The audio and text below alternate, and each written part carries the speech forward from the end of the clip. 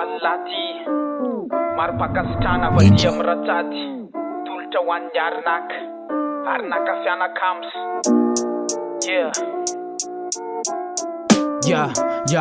fifaliana ho anany manolotra mba ho souvenir tsy vitany hoe iratsony ty fa firaisakina le atolotra ho alasy indrindra ho an'ny arinaka tsy hoe akasa de hialarybandy fa tena hitoetra de misetrasetra anatina mozika atsika rehetra tsy hoe efa nimba de efa motika fa mipetraka amin'ny fepetra aloha ny hetra raha misy zany de voaina ny poketra satria ny klanina manina misy tanjona starketra de tsy aka fotsiny satsy andany fotsiny zaromany tsaka fotsiny satsy andany fotsiny zaromany tsaka fotsiny satsy andany fotsiny zaromanina fa hipetraka ao anatin'ny arinaka ho ary fanina tsaka fotsiny satsy andany fotsiny zaromanina tsaka fotsiny satsy andany fotsiny zaromanina tsaka fotsiny satsy andany fotsiny zaromanina fa hipetraka ao anatin'ny arinaka ho ary fanina de tsy hainty isotra n'olotra maro pakasitrahany eny amin'ny lalana tsy tono atsony ny fandraisan'ny tanana efa raha mikorina tony zandro fa tsy hoe ny anarana de normatsika rahalara toka mizotra miara-dalana de niany sisa fisorako no atolotra ho an'ny arinaka sa androsy de anolotra tombotsofa tsy hoe andaka de misotra ho an'ny fianakamy retraretra zoky zandro mitovy tolona ny atsika tsy manapetra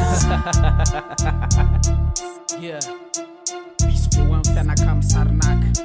avaty amin'ny ratsaty